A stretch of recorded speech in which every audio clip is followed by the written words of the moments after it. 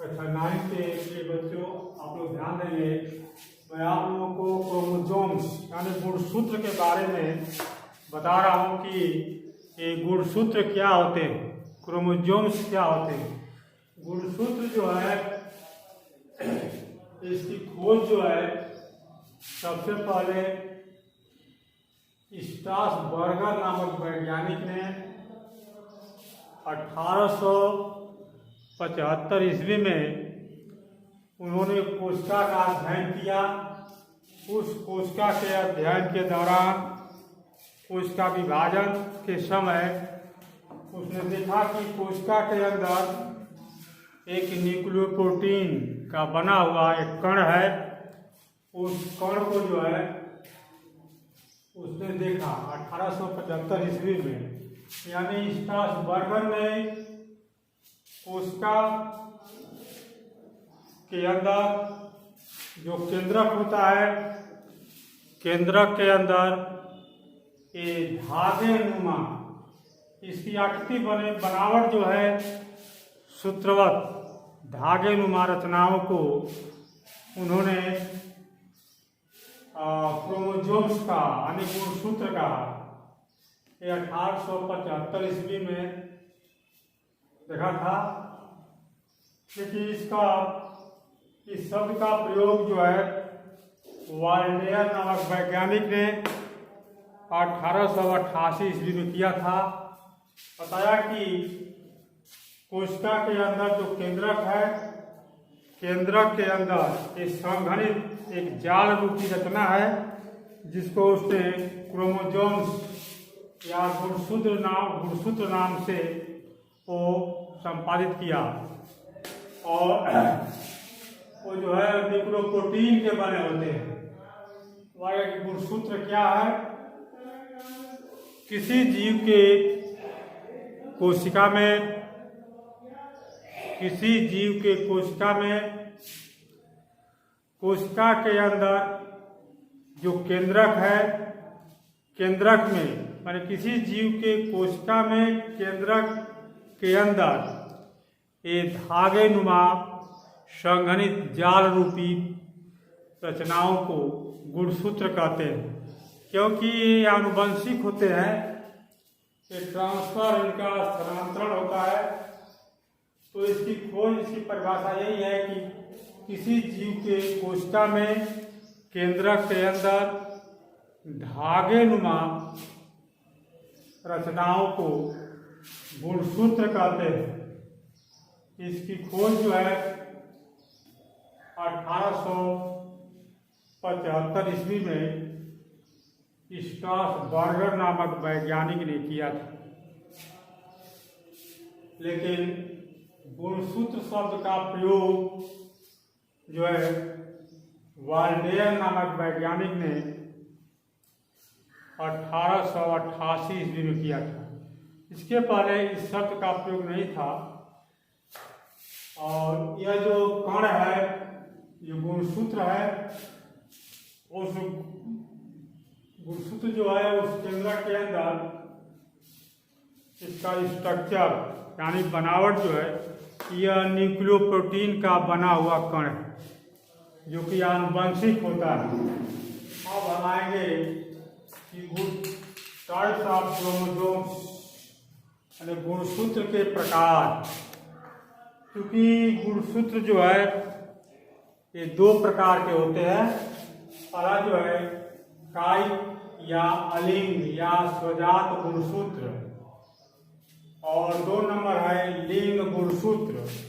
तो कायिक या अलिंग या स्वजात गुणसूत्र जो है ये गुणसूत्र जो लिंग लक्षणों को छोड़कर,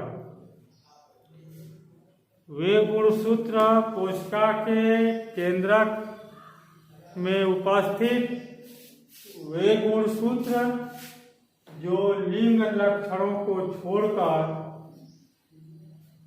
जीव के अन्य कायिक लक्षणों का निर्धारण करते हैं। माने जिसे हम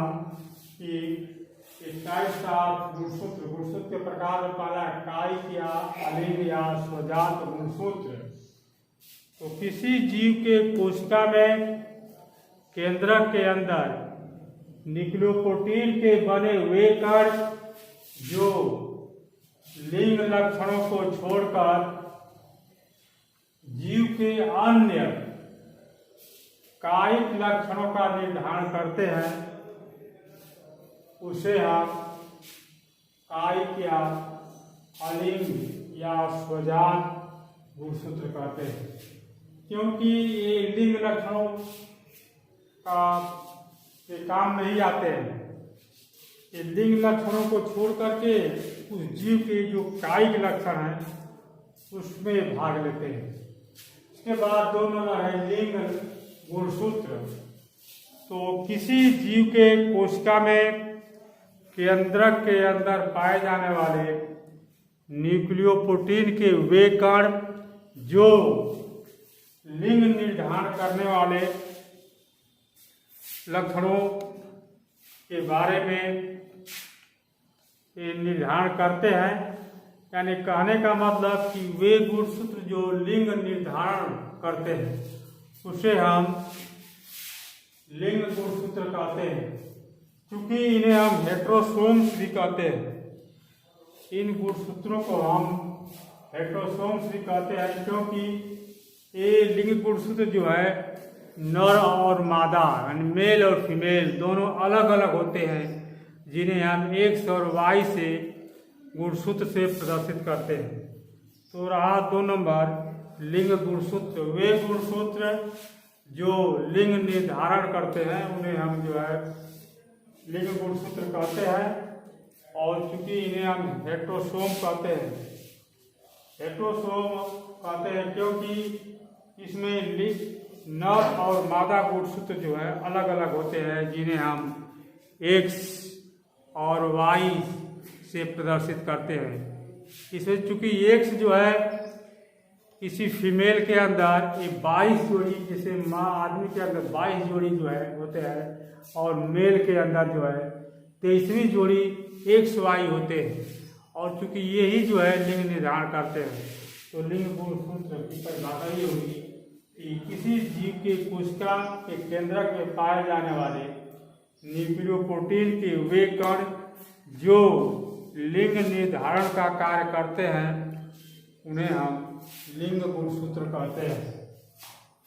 और चूंकि गुणसूत्र के कार्य क्या है, फंक्शन ऑफ क्रोमोसोम्स, ये केंद्रक में रहकर ये कौन कौन से कार्य करते हैं।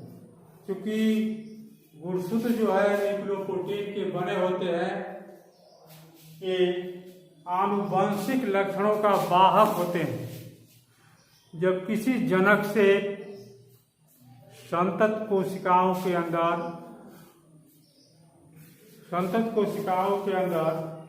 गुणसूत्र का ट्रांसफर होता है तो उसमें ये पीढ़ी दर पीढ़ी जो है जनक से संतत में पहुंचते रहते हैं।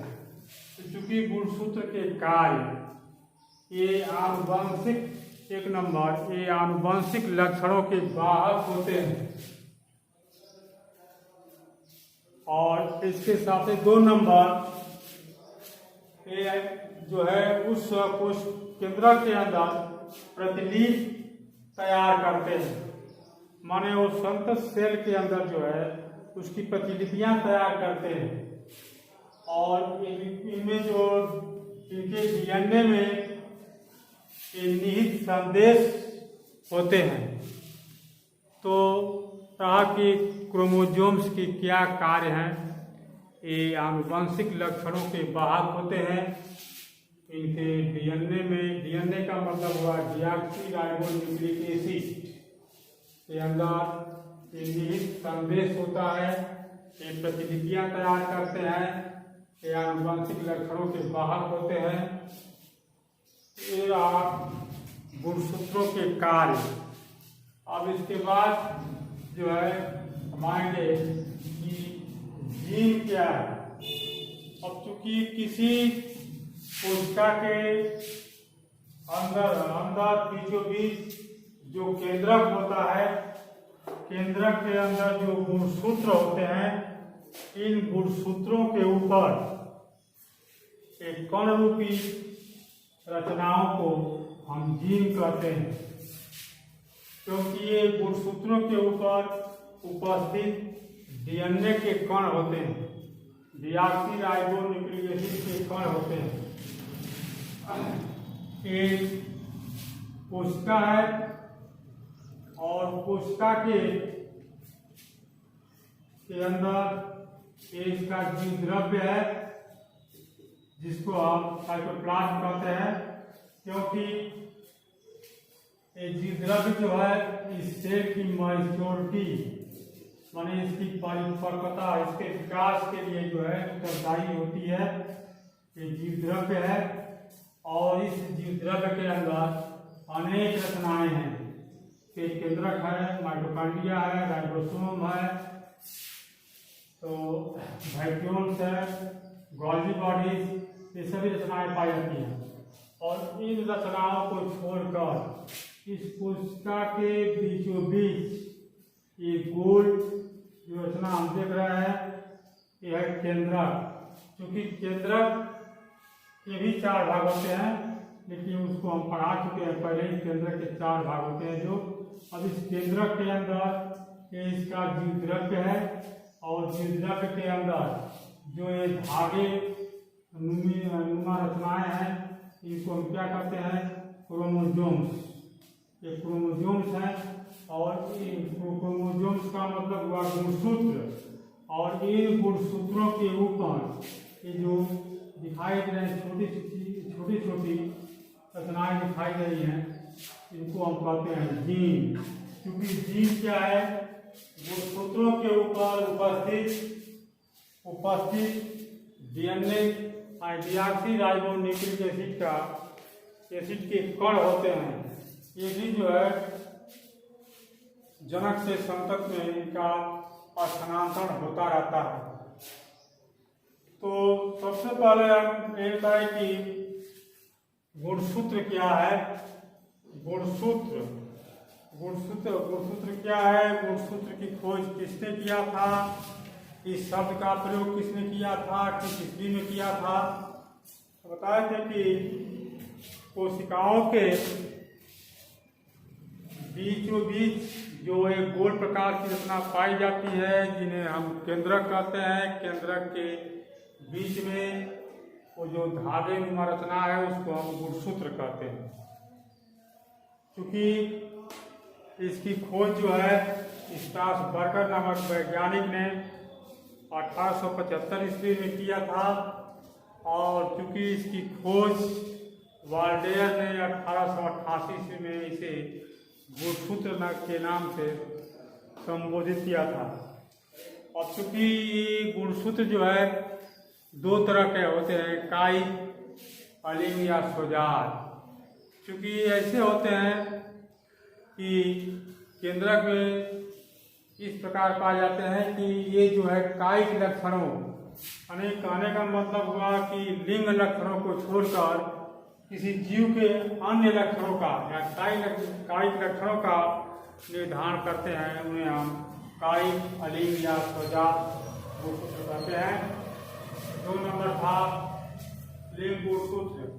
तो वे गुणसूत्र जो लिंग लक्षणों का अध्ययन करते हैं उन्हें हम लिंग गुणसूत्र कहते हैं। और इसका फंक्शन भी हम बता चुके हैं कि इसका कार्य क्या है।